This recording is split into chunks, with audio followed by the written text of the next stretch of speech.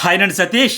Big Boss Telugu season 9 డైరెక్ట్‌గా ప్రోమోయే వచ్చేసింది. గత సీజన్‌ల కంటే ఇప్పుడేంటంటే, ఫస్ట్ సీజన్ స్టార్ట్ అయ్యే ముందు ఒక లోగో మాత్రమే రిలీజ్ చేసేవాళ్ళు కమింగ్ సూన్ అని. ఈసారి ఏకంగా హోస్ట్‌తోనే మామూలుగా గాదు. ఫస్ట్ ప్రోమోతోనే హైప్ అయితే ఇచ్చేసారు.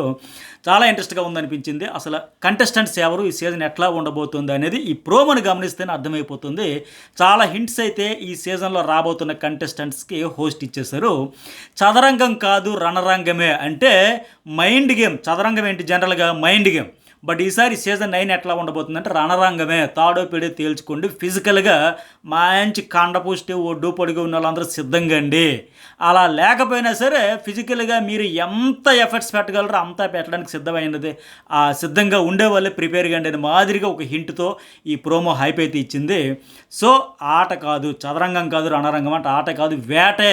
మీరు అలా మైండ్ సెట్‌తో అలాంటి యాటిట్యూడ్‌తో ఉండండి అనే మాదిరిగా హైప్ అయితే క్రియేట్ చేశారు. ఇక్కడ ఇంకోటి ఏమంటారు ఆయన, ఇప్పుడు అలుపు వచ్చినంత ఈజీగా గెలుపు రాదు. ఆ గెలుపు కోసం యుద్ధమే చేయాలి అంటున్నారు. సో ఆ యుద్ధం అనేది బిగ్ బాస్ ఇంట్లో కంటెస్టెంట్సే కాదు, అలాగే బిగ్ బాస్ ఇంటి బయట కూడా పిఆర్ గేము అన్నీ సోషల్ మీడియాలో కూడా రప్ప యుద్ధం చేయాల్సిందే. ఇప్పుడు ఎటు బయట పొలిటికల్గా రెడ్ బుక్ వర్సెస్ రప్ప నడుస్తూ ఉంది కదా. సో ఇక్కడ కూడా బిగ్ బాస్ హౌస్లో కూడా ఇక రప్ప ఆట ఆడించుకోవాల్సిందే. ఎంత ఫిజికల్గా అన్ని రకాలుగా ప్రిపేర్డ్గా ఉండేవాళ్ళే. మెయిన్ ఏంటి ఇక్కడ కాన్సెప్ట్ ఈ సీజన్ 9 నాకు అర్థమవుతుంది ఏంటంటే, ఇప్పుడు చదరంగం కాదు రణరంగమే అని చెప్పారంటే మైండ్ గేమ్ ఒకటే కాదు, రణరంగం మెయిన్ ఫిజికల్ టాస్కులు గట్టిగా ఆడడానికి సిద్ధంగా ఉండండి అని ఆయన హింట్ ఇచ్చారు.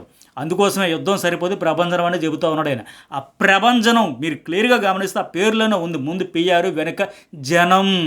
మీకు బలమైన పిఆర్ ఉండాలి, నిజమైన జనము ఉండాలి. అప్పుడే షోకి హైప్ వస్తుంది. సో హౌస్లోనే కాదు, హౌస్ బయట కూడా మీకు జనము ఉండాలి, పిఆర్ ఉండాలి. మీరు ఏమైనా చేసుకోండి, కానీ మాకు మాత్రం ఎంటర్టైన్మెంట్ కావాలి, టీఆర్పీ పెరగాలి. అందుకు ఎంటా బయట ప్రభంజనం సృష్టించగలిగే వాళ్ళే కంటెస్టెంట్లుగా రావడానికి సిద్ధం కండి అని ముందే డైరెక్ట్గా హింట్ ఇచ్చేస్తారు హోస్ట్. ఇక సీజన్ 9 జనరల్గా ఏంటి, నవరత్నాలు, నవగ్రహాలు, నవధాన్యాలు ఇవన్నీ కాన్సెప్ట్ ఉంటాయి కనుక ఇది ఏకంగా సీజన్ 9 కనుక నవరత్నాలు కాన్సెప్ట్తో ఆ బీబీ బ్యాటిల్లో బిగ్ బాస్ లోగోలో ఉండే దాంతో ఆ గదతో తలబడి ఆ నవరత్నాల్లో అసలైన డైమండ్ ఎవరు గెలుచుకుంటారో చూడాలి. అందుకే ఈ రణరంగంలో ప్రభంజనంతో క్రియేట్ చేయండి అనే మాదిరిగా హైప్తో హింట్ ఇచ్చారు హోస్ట్. సో ఫిజికల్ టాస్కులు మెయిన్ ఈ సీజన్లో నాకు తెలిసినంత వరకు చాలా గట్టిగా ఉండేదానికోసం స్ట్రాంగ్గా ఉండేవాళ్ళనే ప్లాన్ చేస్తున్నాడు. గత సీజన్ చూసాం మనం. ఒకవైపు నిఖిల్ పృథ్వీరాజ్ ఉండేటప్పుడు మరోవైపు టేస్టీ తేజ్, అవినాష్ ఇట్లా తలపడితే ఎట్లా ఉండేది. వారు వన్ సైడ్ అయినట్టు అయిపోయింది. వాళ్ళు ఎఫర్ట్స్ పెట్టేవాళ్ళు, గట్టిగా పెట్టేవారు. కానీ వీళ్ళ డామినేషను ఎక్కువ మెజారిటీ టాస్కుల్లో కనబడింది. ఆ తర్వాత ఏంటి, మెహబూబ్ దిల్సే అలాగే గౌతమ్ కృష్ణ వీళ్ళు వచ్చిన తర్వాత కూడా నువ్వా నేనా అన్నంత హైప్ వచ్చింది ఆ ఫిజికల్ టాస్కులు. సో అందువల్ల ఈసారి కూడా ఫిజికల్ టాస్కులకి మంచి కండబలం గట్టిగా ఉండేవాళ్ళు తీసుకునే దానికే ప్రిపేర్ అయితే చేస్తూ ఉన్నారు. అట్లాగే ఇంకొక సీజన్ కూడా చూసాం, ప్రిన్స్ యవారు ఆయన డామినేషన్ ఉండేది. అప్పుడు అర్జున్ అంబటి వచ్చిన తర్వాత మళ్ళీ నువ్వా నేను అన్నట్టుగా హోరాహోరీగా సాగింది. సో ఇప్పుడు ఏంటంటే we want hit seasons Big Boss 2, Big Boss 4 ఇట్లాంటివి అలాంటివి రావాలి. అందుకోసం ఈ సీజన్ నెక్స్ట్ లెవెల్కి తీసుకెళ్లాలనే ప్లాన్ అయితే చేస్తూ ఉన్నారు. ఇప్పుడు డైరెక్షన్ టీము, ఈ టాస్కుల టీము, తర్వాత డిపార్ట్మెంట్ ఉంటుంది కదా, అట్లాగే ఇంకోటి ఏంటి టెక్నికల్ టీము, కెమెరా అంతా కెమెరామెన్ డిపార్ట్మెంట్స్ వీళ్ళందరూ కూడా జూలై లాస్ట్ వీక్లో వచ్చి ఎంట్రీ ఇచ్చి హైదరాబాద్కి ఆనపన్న స్టూడియో లేక ఆగస్టులో సెట్ అంతా ఫినిషింగ్ వర్క్ ఇచ్చుకొని నాకు తెలిసినంత వరకు సెప్టెంబర్ 7 సండేనే షో అయితే స్టార్ట్ కాబోతుంది. ఇక కంటెస్టెంట్స్ ఎవరు అంటే ప్రస్తుతానికి ఇంకా ఆడిషన్స్ కోసం మెయిల్స్, ఫోన్ కాల్స్ ఇంకా ప్రస్తుతానికి మెయిల్స్ దశలో ఉన్నాయి.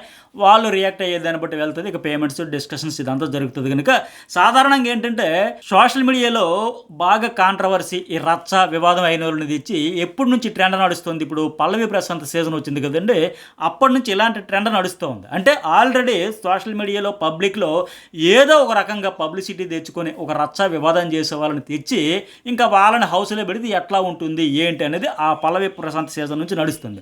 అంతకుముందు ఏంటి, గత సీజన్లో అంతకుముందు సీజన్లో ఎవరు వస్తారు, ఎలా ఉంటారు అని కాస్తో కోస్తో సినిమాల్లోనో సీరియల్స్లోనో ఫేమ్ ఉండేవాళ్ళు. మెయిన్ వాళ్ళు సినిమాలు సీరియల్స్లో ఫేమ్ ఉండేవాళ్ళు.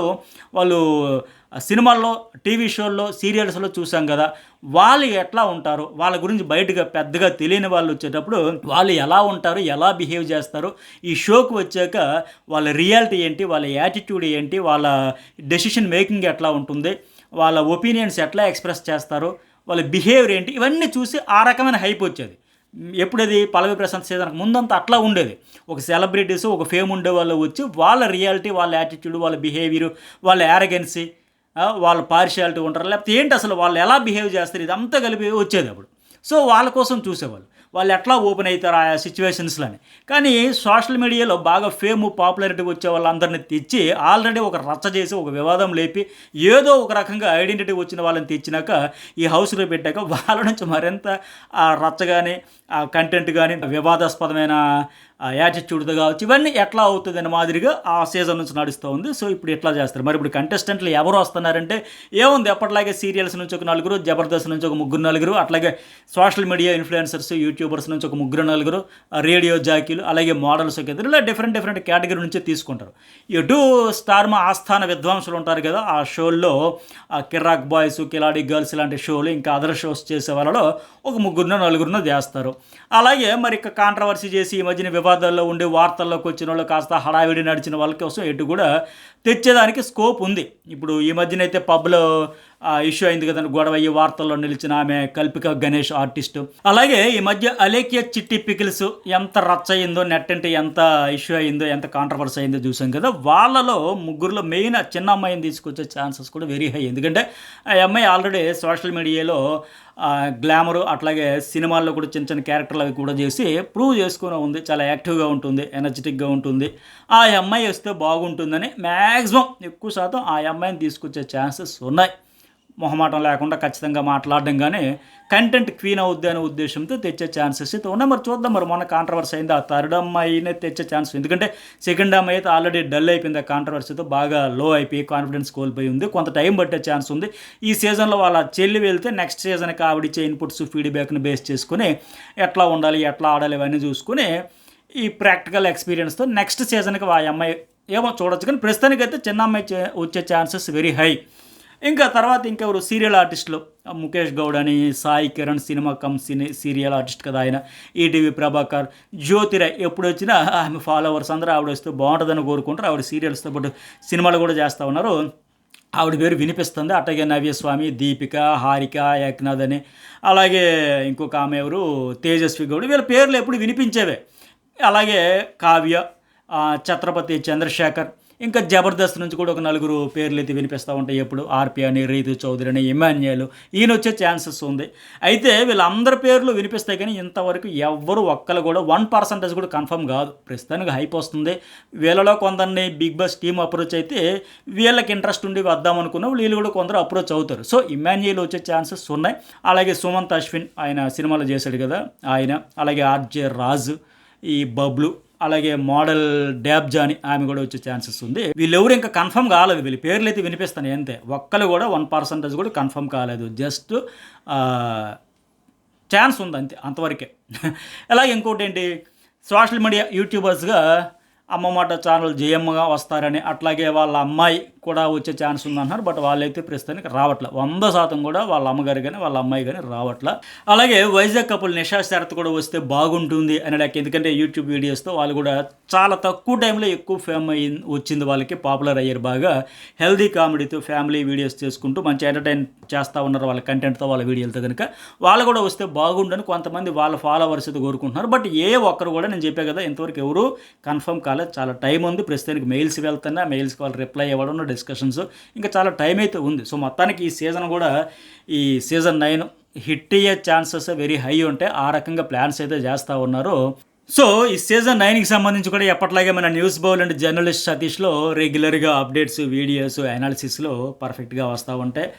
మంచి మంచి అప్డేట్స్, అసలు ఏం జరుగుతుంది, పోయేది ఏంటి, జరిగింది ఏంటి, మీకు తెలుసు కదా. కొన్ని లీక్స్తో పాటు మీకు ఇష్టమైన అప్డేట్స్ అన్నీ కూడా మన ఛానల్లో వచ్చేస్తే ఫస్ట్ టైం చూసే వాళ్ళు సబ్స్క్రైబ్ చేసుకోండి. అలాగే ఈ వీడియోకి లైక్ చేయండి, కామెంట్ చేయడం అయితే మర్చిపోకండి. అలాగే దీంతోపాటు మన చుట్టూ జరిగే అనేక అంశాలమే మన న్యూస్ బౌల్ అండ్ జర్నలిస్ట్ సతీష్లో చాలా ఇంట్రెస్టింగ్ ఫ్యాక్ట్ అండ్ షాకింగ్ ఇన్సిడెంట్స్కి సంబంధించి క్రేజీ అప్డేట్స్తో వీడియోస్ అయితే అప్లోడ్ అయితేనే వాటిని కూడా మిస్ కాకుండా చూడండి.